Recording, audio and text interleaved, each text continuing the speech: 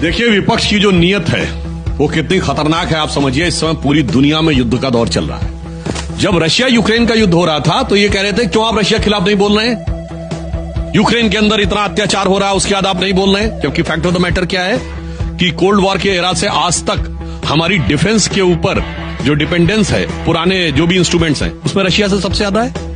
आप सोचिए, आज ये कह रहे हैं तेल के लिए, उस समय हम रशिया से तेल ले रहे थे, उसके बाद कह रहे थे रशिया के खिलाफ स्टैंड लीजिए। यानी जहां से भारत के आज भी 60% डिफेंस इक्विपमेंट्स हमारे रशियन ओरिजिन के हैं, वो और तेल की सप्लाई दोनों के खिलाफ भारत को लड़वा दो। अब आइए दूसरी चीज आपको बताता हूं, अमेरिका के खिलाफ आप क्यों नहीं बोल रहे हैं। अब आप ये बताइए, भारत का सबसे बड़ा ट्रेड पार्टनर कौन है दुनिया में इस समय, सबसे ज्यादा व्यापार जिस देश से होता अमेरिका, अमेरिका से लड़ा दो।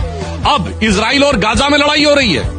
भारत में डिफेंस, साइबर सिक्योरिटी, इंटेलिजेंस में, उन इंस्ट्रूमेंट्स में भारत का सबसे बड़ा मददगार देश कौन, इजराइल से लड़वा दो। यानी इनका उद्देश्य यह है कि जहां जहां से भारत की स्ट्रेंथ होती हो उन सारी जगहों से भारत की लड़ाई करवा दी जाए। आप सोचिए, ये बचकानापन नहीं है, ये शातिरानापन है, इसको समझने की आवश्यकता है। अब मैं बताता हूं आज भारत की स्थिति क्या है। मैं एक उदाहरण के साथ बताना चाहता हूं क्योंकि यहां पर वो लोग भी हैं। आप लोगों को शायद नहीं ध्यान होगा कि पिछले महीने फिलिस्तीन की विदेश मंत्री अभी कुछ दिन पहले भारत आए और उनका नाम क्या है, डॉक्टर आगा बगीन शिरीन। और पहली बात तो या अल्लाह या तौबा बगैर हिजाब के आ गई, क्योंकि यहां तो हिजाब वाली कहते हैं ना, वही जो हिजाब वाली महिला एक दिन इस देश की प्रधानमंत्री बनेगी और फिलिस्तीन की विदेश मंत्री बगैर हिजाब के। अब आइए, उन्होंने बोला क्या, उन्होंने कहा कि भारत के इजराइल और फिलिस्तीन दोनों से अच्छे संबंध हैं, ये हमारे लिए अच्छी बात है।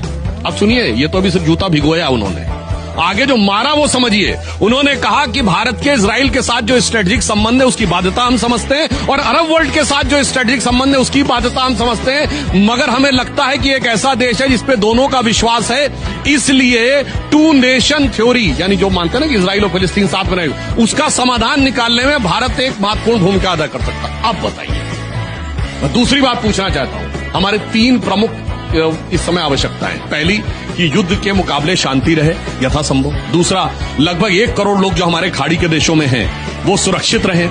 नंबर 3, हमारी ऊर्जा आवश्यकता के ऊपर दबाव न आने पाए। अब आप बताइए, प्रधानमंत्री मोदी जी ने पिछले हफ्ते में हर खाड़ी के देश से, मतलब यूएई से लेकर बहरीन, कतर, सबसे जाके उनके अध्यक्षों से बात की।